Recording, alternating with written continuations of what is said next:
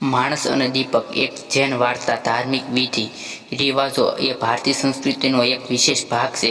પરંતુ શું આજના સમયમાં કોઈનું કોઈ મહત્વ છે, અથવા તે કોઈ અંધ વ્યક્તિના હાથમાં દીવો લઈને ચાલવા જેવું છે?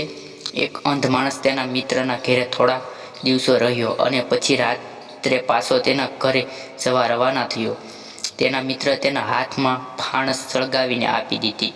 આંધળા માણસે વિરોધ કરતા કહ્યું કે મને ફાણસની શી જરૂર છે? મારા માટે બધું એક જ સમાન. આંધળા વ્યક્તિએ દીવો સાથે લઈને ચાલવાની શું ફાયદો થાય? મિત્રએ કહ્યું, મારા પ્રિય મિત્ર, આ તારા માટે નથી, તે લોકો માટે છે જે તારી સામે આવશે. જો તને આ પ્રકાશ સાથે ચાલતો જોઈશે તો કોઈ માણસ અથડાશે નહીં. પછી આંધળા માણસે કહ્યું, જો આ વાત હોય તો હું આને લઈ જઈશ. તે આંધળા માણસ અંધારામાં પ્રકાશિત ફાણસ સાથે ચાલવા લાગ્યો.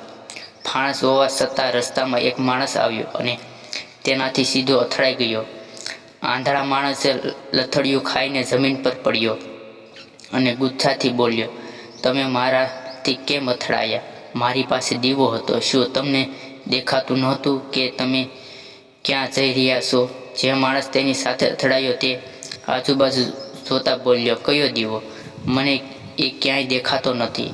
પછી તે દીવો મળ્યો અને તેણે કહ્યું, અહીં દીવો છે, પણ આ મિત્ર, તેની જ્યોત ક્યારની ઓલવાઈ ગઈ છે. સદગુરુએ માણસ પાસે દીવો હતો જેનાથી અંજવાળું થઈ રહ્યું હતું, પરંતુ જ્યારે તેની જ્યોત બુઝાઈ ગઈ હોય ત્યારે તેને ઉપાડીને ચાલવું એક અર્થહીન કાર્ય છે.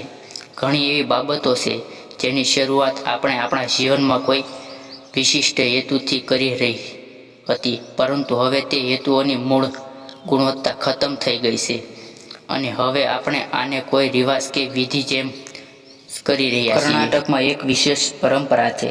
જ્યારે માંસાહારી ભોજન અતિથિને પીરસવામાં આવે છે ત્યારે થાળની એક બાજુ એક નાનો દસ્તો મૂકવામાં આવે છે.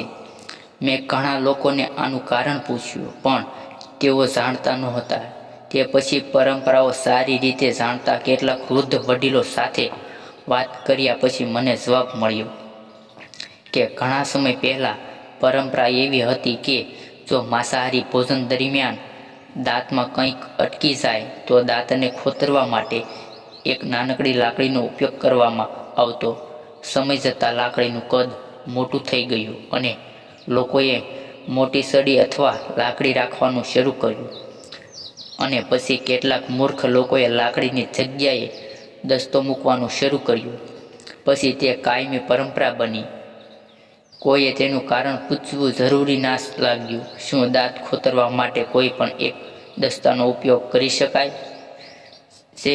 એ જ રીતે આપણા જીવનમાં ઘણી વખત આપણે કેટલાક વિશેષ ફાયદાઓ મેળવવા માટે કોઈ ખાસ ક્રિયા શરૂ કરીએ છીએ, પરંતુ પછીથી ભૂલાઈ જવાય કે આ ક્રિયા મૂળ રૂપે શા માટે કરવામાં આવતી.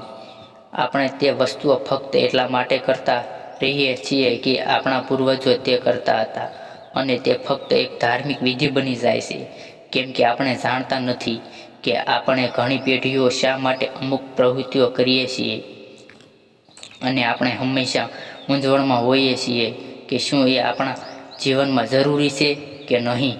દીવો લઈને ચાલવાવાળા અંધ માણસની જેમ કેટલાક એવા સાધનો છે જે આપણે આપણા જીવનમાં માર્ગ બતાવવા માટે કોઈ સારા હેતુ માટે આપવામાં આવ્યા હતા. તે હવે અંધવિશ્વાસ બની ગયો છે. હવે સમય આવી ગયો છે આપણે તેમના સાચા ઉદ્દેશો સમજી અને તેમનો માર્ગ બતાવવા માટે વિધિઓ બનાવીએ. નહીંતર ઓછામાં ઓછું આપણે આપણા માટે કેટલાક નવા સાધન બનાવવા જોઈએ જે આપણા માર્ગને વિસ્તૃત કરે.